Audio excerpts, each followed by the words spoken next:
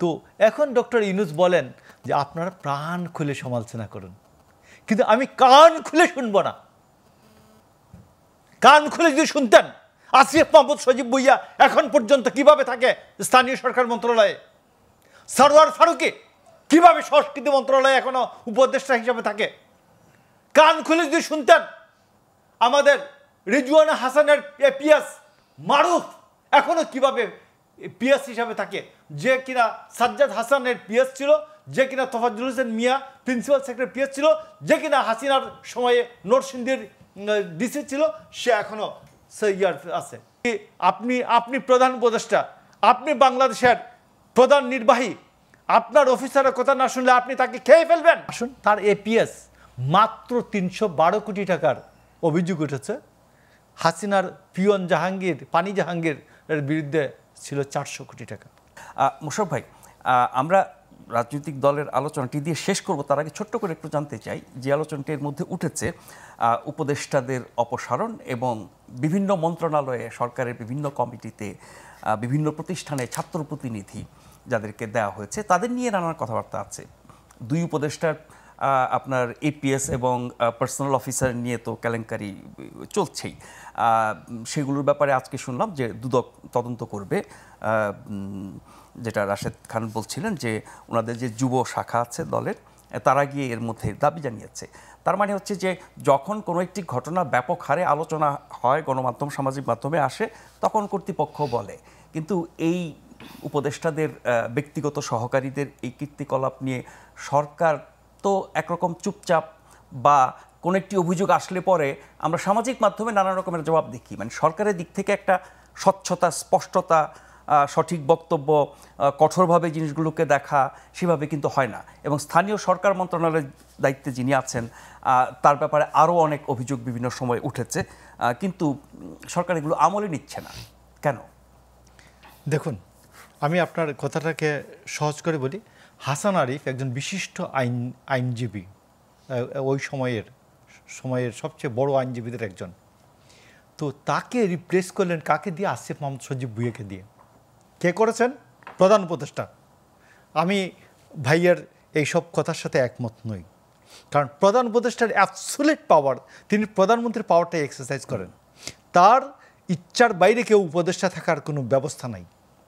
তো তিনি রিপ্লেস করেন কাকে দিয়ে? আসিফ মাহমুদ সজীব ভুইয়াকে দিয়ে। আসিফ মাহমুদ সজীব ভুইয়া দায়িত্ব নেওয়ার পরে নাজিবউদ্দিন নামে একজন সচিব আসলেন, ৩৫০ কোটি টাকা ডাক উঠছিল এইটা স্থানীয় সরকার। দেখা গেল উনি যখন এইটা পরিশোধ করতে পারলেন না, তখন এটা তাকে ১.৫ মাসের মাথায় সরিয়ে দেওয়া হলো নাজিমুদ্দিনকে, এলজির লোক, স্থানীয় সরকারের সচিব থেকে। দেখুন, আসুন, তার এপিএস মাত্র ৩১২ কোটি টাকার অভিযোগ উঠেছে। হাসিনার পিয়ন জাহাঙ্গীর, পানি জাহাঙ্গীর এর বিরুদ্ধে ছিল ৪০০ কোটি টাকা। তো এখন আপনাকে আরেকটা কথা বলি যে এটা তো বোঝা যায় যে হাসান আরিফের রিপ্লেসমেন্ট কি আসিফ মাহমুদ সজীব ভুইয়া, এটাতে বোঝা যায় না কার আশকারা আছে, আশকারাটা কার। তো এখন আসুন, SBNSI এটা স্বরাষ্ট্র মন্ত্রণালয়ের লোক এরা, আর DGFI এটা প্রধান উপদেষ্টার লোক। DGFI এর চিফকে প্রধান আর্মি চিফ কিন্তু ট্রান্সফার করতে পারেন না। DGFI চিফ একবারেই রিপোর্ট করেন এবং প্রধান উপদেষ্টার অধীনে তিনি ন্যস্ত। তো এই জন্য আমি আপনাকে বলছি যে কলকাঠি কোথা থেকে নাড়া হচ্ছে। তো ডক্টর এইগুলা বলতে পারছি আমরা কিছুটা, হাসিনার সাথে এই পরিমাণ ডিফারেন্স আর কি। হাসিনার সময় এই কথা বলে গিয়ে আমরা রাত্রে ঘুম হইতো না, জেগে থাকতাম ফজরের আজান পর্যন্ত, দরজায় ঠুকা দেয় কিনা অথবা বাড়ির সামনে গাড়ি থামে কিনা। তো এখন ডক্টর ইউনূস বলেন যে আপনারা প্রাণ খুলে সমালোচনা করুন, কিন্তু আমি কান খুলে শুনবো না। কান খুলে যদি শুনতেন আসিফ মাহমুদ সজীব ভুইয়া এখন পর্যন্ত কিভাবে থাকে স্থানীয় সরকার মন্ত্রণালয়ে, সরওয়ার ফারুকি কিভাবে সংস্কৃতি মন্ত্রণালয়ে এখনো উপদেষ্টা হিসাবে থাকে, কান খুলে যদি শুনতেন আমাদের রিজওয়ানা হাসানের পিএস মারুফ এখনো কিভাবে পিএস হিসাবে থাকে, যে কিনা সাজ্জাদ হাসানের পিএস ছিল, যে কিনা তোফাজ্জল হোসেন মিয়া প্রিন্সিপাল সেক্রেটারি পিএস ছিল, যে কিনা হাসিনার সময়ে নরসিংদীর ডিসি ছিল, সে এখনো আছে, কি বলে এই আপনার বহাল তবিয়ত। রিজওয়ানা হাসানের পিয়াস হিসেবে বহাল তবিয়ত আছে। রিজওয়ানা হাসান আবার উনি ডিও দিয়েছেন যে আমার পিয়াসকে কেন যুগ্ম সচিব করা হলো না, যুগ্ম সচিব হিসাবে এটা রিভিউ করা হোক। আপনি যে মুখলেস দেশনেত্রী বেগম খালেদা জিয়ার বিরুদ্ধে 111-এর সময় দুদকে মামলা ইনিশিয়েট করেছে, জিয়া অরফানেজ ট্রাস্ট মামলা, একটা সম্পূর্ণ ভুয়া মামলা, সম্পূর্ণ ভুয়া মামলা। এই মুখলেসকে রেখেছেন কি সংস্থাপন জনপ্রশাসন মন্ত্রণালয়ের সচিব হিসাবে, সিনিয়র সচিব। সিনিয়র সচিব, ও এডিশনাল সেক্রেটারি হিসাবে। এবং 111-এর সময় ও চট্টগ্রামের ছিল, ডিভিশনাল কমিশনার ছিল, এবং পুরো এই এডিশনাল সেক্রেটারি হিসাবে কাজ করে গেছে, সচিব হয়নি। তো তাকে 2 ধাপ প্রমোশন দিয়ে আইনা সচিব বানানো হয়েছে।